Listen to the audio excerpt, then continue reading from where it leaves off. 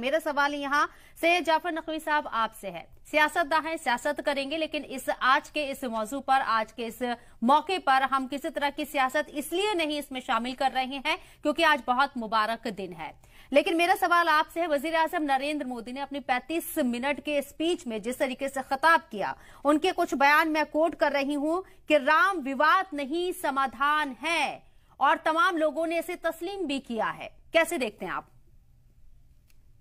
देखिए, सबसे पहले मैं आपको इस चीज को स्पष्ट कर दूं कि यकीनन हर तरीके से देश में जो सौहार्दपूर्ण माहौल था वो किसी तरह से, उसमें किसी तरह की कोई खटास नहीं आ पाई। हिंदू मुसलमान मिलकर राम मंदिर की प्राण प्रतिष्ठा में जो लोग शामिल हो सकते थे वो यकीनन शामिल हुए, और जो नहीं शामिल हो सकते तो उन्होंने वतन की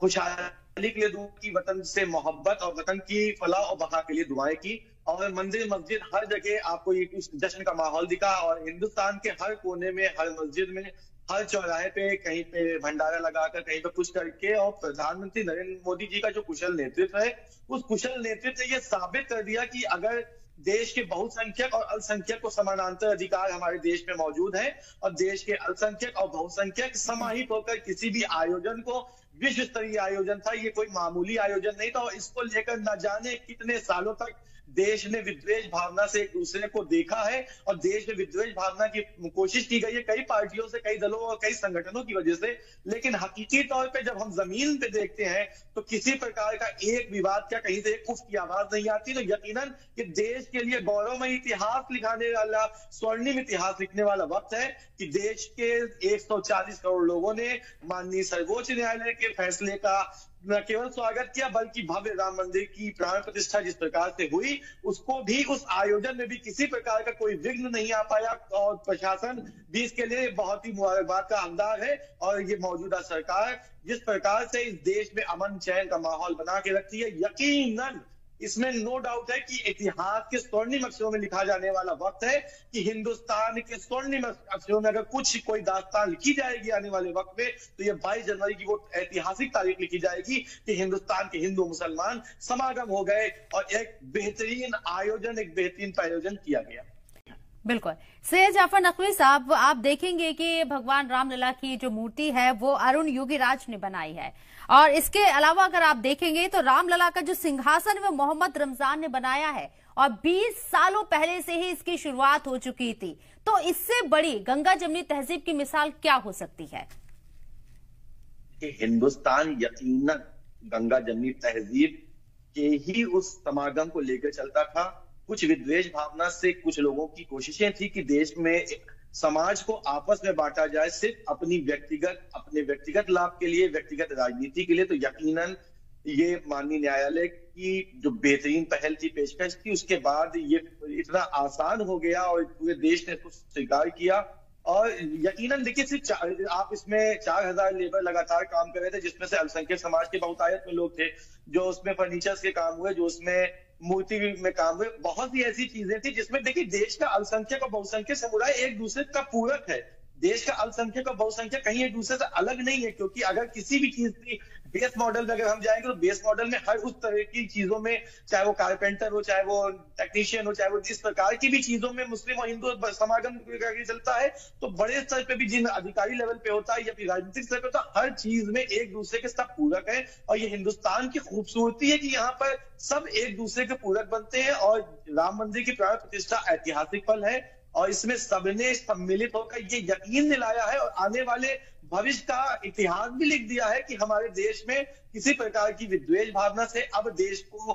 कोई कुंठित मानसिकता का व्यक्ति या कोई कुंठित सोच देश को किसी प्रकार से अब नुकसान नहीं दे सकती है। देश आगे की ओर बढ़ेगा, देश उन्नतशील होगा, और प्रधानमंत्री नरेंद्र मोदी जी और यकीनन देश के उत्तर प्रदेश के यशस्वी मुख्यमंत्री योगी आदित्यनाथ हर बधाई के हकदार है कि उत्तर प्रदेश में इतना बड़ा विश्व स्तर का आयोजन हो जाना, और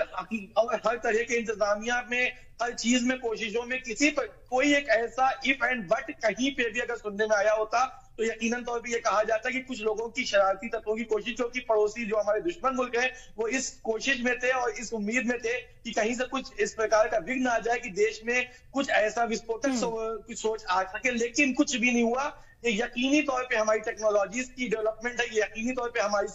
सैनिक बल के लिए भी मुबारकबाद की पेशकश है कि यकीनी तौर पे हर उस छोटे से छोटे मसले पे पैनी नजर रखी प्रशासन ने और शासन ने, और किसी भी प्रकार की बिल्कुल।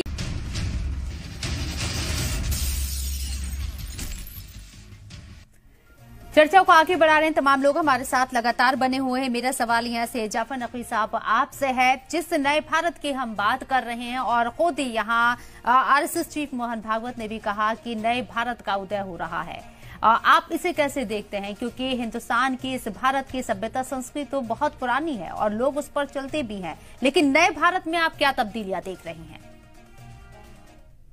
नए भारत की जो उदय की बात है वो आज प्राण प्रतिष्ठा का जो प्रारूप तैयार हुआ, जिसमें ये साबित कर दिया कि आप देश के अल्पसंख्यक और बहुसंख्यक का समागम देख रहे हैं। ये उस नए भारत की तस्वीर देख रहे हैं जहां पर हमारे आपसी विवाद, आपसी कलह खत्म हो रहे हैं। ये उस नए भारत को देख रहे हैं जहां पे देश में तरक्की के लिए, देश की फलाह और बका के लिए लोग दुआएं कर रहे हैं। ये उस भारत का उदय है जिस भारत ने हमेशा विध्वंसकारी सोचों को अपने ऊपर हावी किया, जिसका अंत हुआ है। ये उस नए भारत की बात है जहां पर आपसी विद्वेष, रंग भेद, जाति धर्म की राजनीति का पूर्ण विराम लगाने का वक्त आया है। ये वास्तविक तौर पे उस भारत के उदय की बात है, उस तरक्की याफ्ता मुल्क की बात है, उस तरक्की याफ्ता टेक्नोलॉजीज की बात है, उस तरक्की याफ्ता आपसी सौहार्द की बात है, जिस नए भारत की वास्तविक पृष्ठभूमि आज रामलला की प्राण प्रतिष्ठा के बाद रखी गई है। और यकीनन ये देश भर को एक ऐतिहासिक संदेश है। ये देश भर के लिए नहीं, विश्व स्तर पे जिस प्रधानमंत्री नरेंद्र मोदी ने विश्व पताका लहराते हुए संपूर्ण दुनिया में भारत का इतिहास, भारत के गौरव को बताने का काम किया, भारत के तमाम उन पृष्ठभूमियों की सूचना लोगों तक पहुंचाई कि भारत के अंदर क्या क्या चीजें हैं। उन तमाम समागमों के बाद, उस तमाम सोच के बाद, उन तमाम औपचारिकताओं के बाद आज भारत, उस नए भारत को हम देख रहे हैं जिसमें न कोई विद्वेष है, न कोई हीन भावना है, न कोई जाति है, न कोई धर्म है, न कोई मजहब है। और यकीनी तौर पर अब भारत के उदय का वक्त आया है। यकीनी तौर पर अब विद्वेष भावना खत्म हुई है, यकीनी तौर पर अब आपसी मतभेद खत्म हुए हैं, और यकीनी तौर पर ये भारत के उदय का पल है, भारत को स्वर्णिम इतिहास लिखने का पल है। ये वो पल है जब ये कहा जाएगा कि 22 जनवरी 2024 में हिंदुस्तान में वो तारीख लिखी गई जब हिंदुस्तान का हिंदू और मुसलमान एक साथ खड़ा हुआ और देश के ऐतिहासिक पल को, देश के गौरवमयी पल को, देश के उस समायोजन को के प्रारूप की वास्तविक पृष्ठभूमि तैयार की, जहां हिंदू मुसलमान गले से गले मिला और राम जन्मभूमि की प्राण प्रतिष्ठा भी हुई। न कोई विवाद हुआ, न कोई विद्वेष हुआ,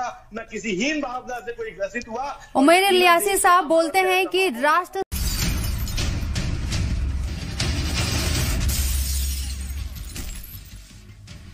चर्चा को आगे बढ़ा रहे हैं। तमाम गेस्ट हमारे साथ लगातार इस चर्चा में बने हुए से जाफर नकवी साहब, यहाँ आरएसएस चीफ मोहन भागवत के बयान को मैं कोट करना चाहूंगी। कल की हमें विदाई करनी होगी, समन्वय से रहना होगा, हमें अपने परिवार में, समाज में अनुशासन स्थापित करना होगा। ये 140 करोड़ लोगों के लिए बात है।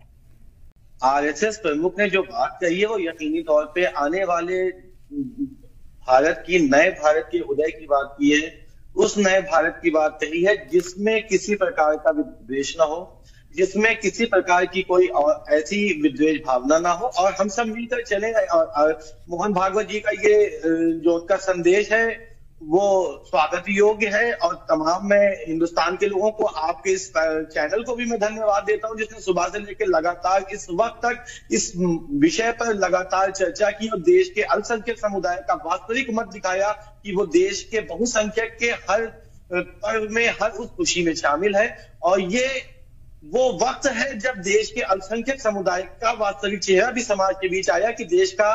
अल्पसंख्यक समुदाय भी स्वागत करता है तमाम उन चीजों का जो देश के विकास के लिए, देश की नई ऊर्जा के लिए, देश के नए भविष्य के लिए तैयार है, तत्पर है। और देश का बहुसंख्यक, अल्पसंख्यक साथ मिलकर देश के विकास की बात करेगा।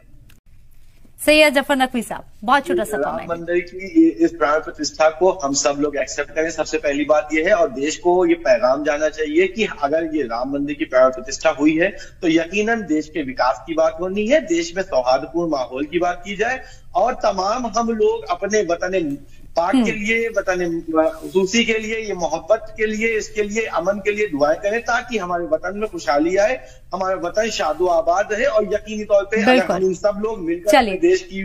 फलाह बका की बात करें, यकीनन देश कामयाब होगा। बहुत बहुत शुक्रिया आप लोगों का इस चर्चा में शामिल होने के लिए, अपना कीमती वक्त देने के लिए। और इसी के साथ मुझे दीजिए इजाजत। आप देखते रहिए